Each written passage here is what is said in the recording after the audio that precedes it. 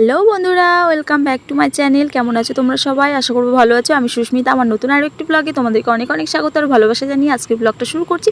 আশা করবো ভালো লাগবে।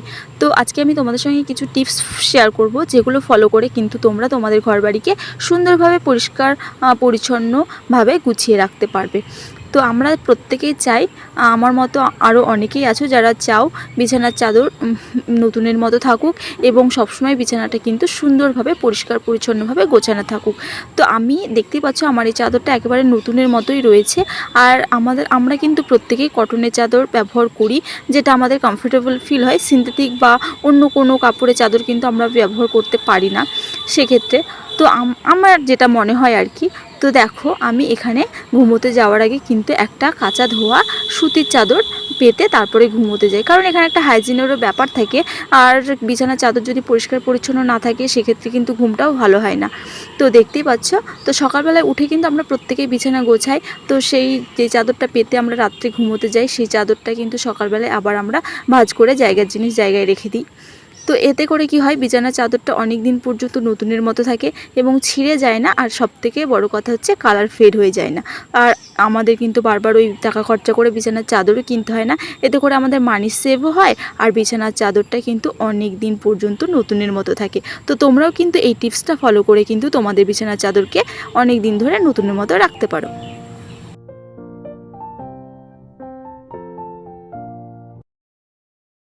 টিপস নাম্বার 2, আমরা কিন্তু এখন আজকালকার দিনের মানুষ কিন্তু প্রত্যেকের ঘরেই দেখবে আমরা জানালার পর্দা দরজার পর্দা ব্যবহার করে থাকি।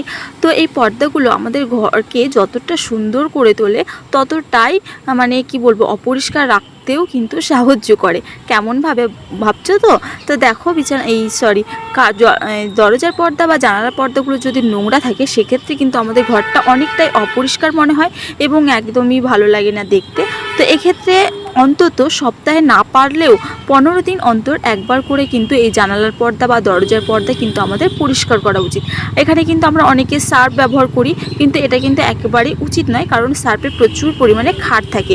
তো আর দরজার পর্দাগুলো যেহেতু সিনথেটিক বা সিল্কের হয়, সে কারণে খুব সফট হয় কাপড়গুলো।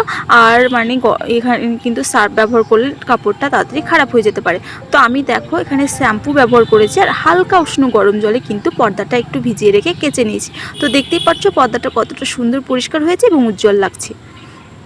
টিপস নাম্বার 3, এখানে আমরা কিন্তু ঘরের শোভা বাড়াতে বা ঘরকে আরোভাবে সুন্দর করে তুলতে কিন্তু আমরা অনেকেই সফট টয়, তারপরে আর্টিফিশিয়াল ফ্লাওয়ার, অনেক রকমের কি বলবো কিন্তু এইগুলো আমরা কিনে থাকি এবং সেগুলো দিয়ে আমরা সুন্দরভাবে ঘরকে অর্গানাইজ করে থাকি।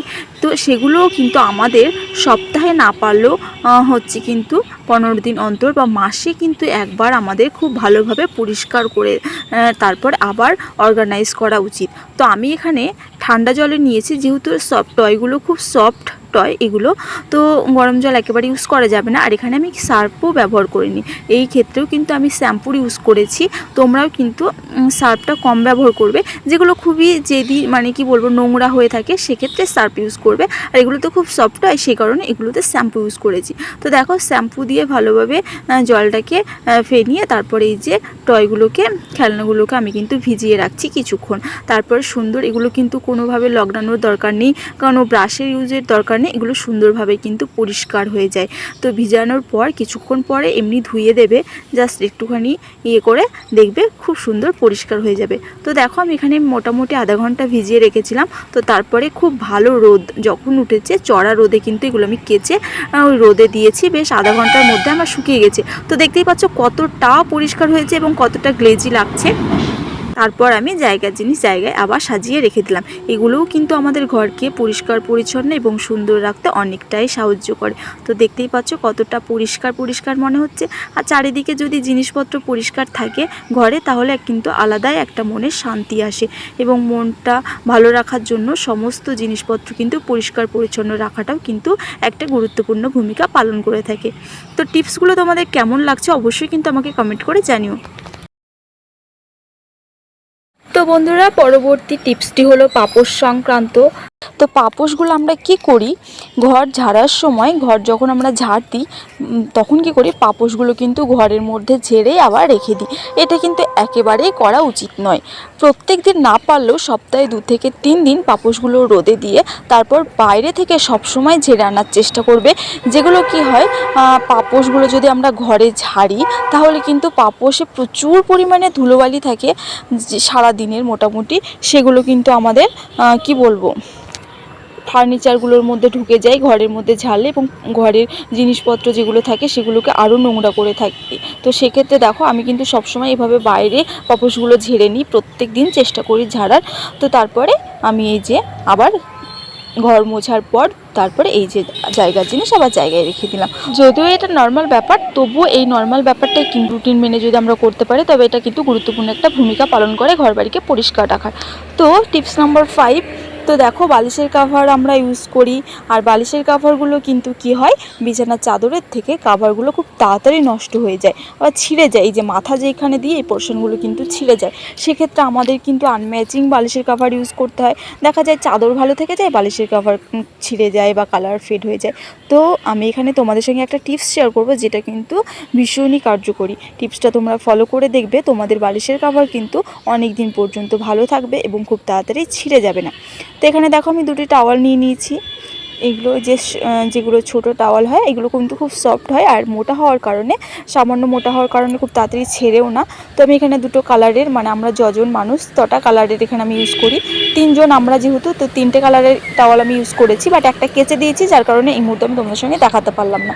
তো এইরকম রাত্রেবেলায় ঘুমোতে যাওয়ার আগে বালিশের ওপর টাওয়ালগুলো এইভাবে দিয়ে তারপরে ঘুমোয়। যার কারণে কি হয়, অনেকের অনেক প্রবলেম থাকে, কারো ড্যান্ড্রফ প্রবলেম, কারো অয়েলি হেয়ার থাকে, কারো আবার কি বলবো হচ্ছে কি অনেক স্ক্যাল্পের প্রবলেম থাকে। তো সেগুলো, আর এখানে আমি প্রবলেমের একে অন্যের মাথা থেকে কিন্তু চলেও যায় না। আর এক্ষেত্রে আমি আলাদা আলাদা কালার ইউজ করেছি, এতে করে যার যেটা সেটা দিয়ে ব্যবহার করতে পারে। সেই কারণে কি হয়, যার যা প্রবলেম তার কাছেই থাকে, একে অন্যের কাছে গিয়ে ছড়িয়ে যায় না প্রবলেমটা। তো তোমরা কিন্তু এই টিপসটা ফলো করতে পারো। আর এই টাওয়ালগুলো মার্কেটে খুব, মানে কি বলবো, যে কোনো দোকানেই তোমরা পেয়ে যাবে। খুবই একটা রিজনেবল প্রাইস না, মানে খুবই একটা যে হাই প্রাইস তাই না, তা নয় একদমই।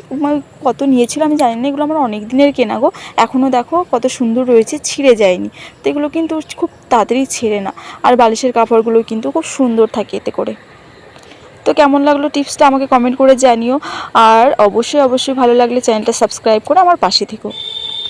টিপস নাম্বার 6, জলের বোতলও আমরা সকলেই ব্যবহার করি। আর জলের বোতল কিন্তু ঘরকে একদম অপরিষ্কার করে তুলতে অনেকটাই হেল্প করে বলতে পারো। কারণ জলের বোতল আমরা ওই খাই আর যেখানে সেখানে রেখে দিই, যাতে করে কি হয়, ঘরে ওইখানে গড়িয়ে পড়ে থাকে, ওখানে থাকে। তো দেখো আমারও জলের বোতলগুলো এই জানালায় একটা, ওই জানালায় একটা, ও তারপরে মেঝেতে গড়িয়ে রয়েছে, তারপর এই টেবিলে, মানে এইভাবে কিন্তু ছড়িয়ে ছিটিয়ে থাকে। আর সবথেকে বড় কথা হচ্ছে, যদি প্রত্যেককে অভ্যাস করা যায় যে জায়গার জিনিস জায়গায় রাখা, তো এই ব্যাপারটা কিন্তু একটা ভীষণই গুরুত্বপূর্ণ ভূমিকা পালন করে এবং ঘরবাড়িকে অনেকটা পরিষ্কার রাখতেও সাহায্য করে। তো আমি এখানে দেখো একটা ঝুড়ি নিয়ে নিয়েছি, যেটা চারকোনা টাইপের হলে ভালো হয়, দেখতে ভালো লাগে আর কি, জলের বোতলগুলো একটা সাইজে থাকে। তো তাতে আমি জলের বোতলগুলো সুন্দরভাবে অর্গানাইজ করে নিলাম। আর এখানে আমি একটা কাচের গ্লাসও রেখে দিলাম, যাতে করে আমরা জল ঢেলে নিয়ে খেতে পারি। তো এই যে দেখো, তো কেমন তোমরাও কিন্তু এই টিপসটা ফলো করতে পারো, যাতে করে জলের বোতলগুলো কিন্তু ছড়িয়ে ছিটিয়ে থাকবে না এবং দেখতে অনেকটাই ভালো লাগবে। তো এই টিপসটাও তোমাদের কিন্তু অনেকটা হেল্প করবে। তো টিপস নাম্বার 7, আমাদের কিন্তু যাদের ঘরের মধ্যে টিউবওয়েল রয়েছে বা যেখানে আমরা বেশি জল খরচ করি, সেখানে দেখবে এই যে একটা শ্যাওলা টাইপের পড়ে যায়, তারপরে হলদেটে হয়ে যায়। তো এক্ষেত্রে এগুলো খুব সহজে তোলার সবথেকে সহজ পদ্ধতি হচ্ছে ব্লিচিং। তো দেখতে তো আমার ব্লিচিংটা না এখানে পড়ে গেছে অনেকটাই। তো যাই হোক, এখানে আমি কিন্তু এগুলোর ক্ষেত্রে সবসময় ব্লিচিং ইউজ করে থাকি, যাতে করে হচ্ছে ব্লিচিং দিয়ে না তুমি বেশি না 10 থেকে 15 মিনিট রাখবে বা আধা ঘন্টা রাখবে, হাইস্টলি দেখবে একদম সাদা ঝকঝকে হয়ে যাবে।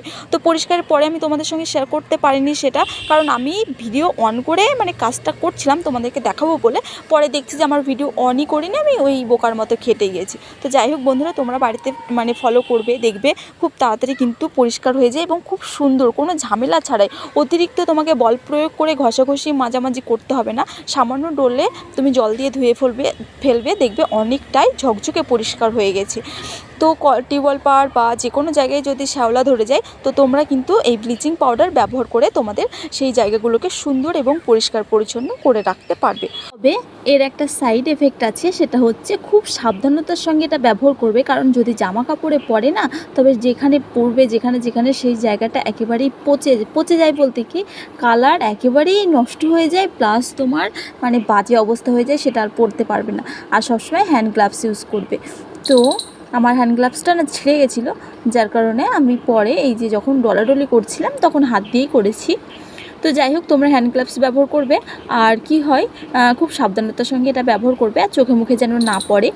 তো একটু মানে সাবধানতার সঙ্গে করলে দেখবে খুব কাজটা সহজ হয়ে যাবে এবং খুব দ্রুততার সঙ্গে পরিষ্কার পরিচ্ছন্ন থাকবে তোমাদের এই টিউবওয়েল পাড় বা যে কোনো জায়গায় যেখানে যেখানে শ্যাওলা পড়েছে।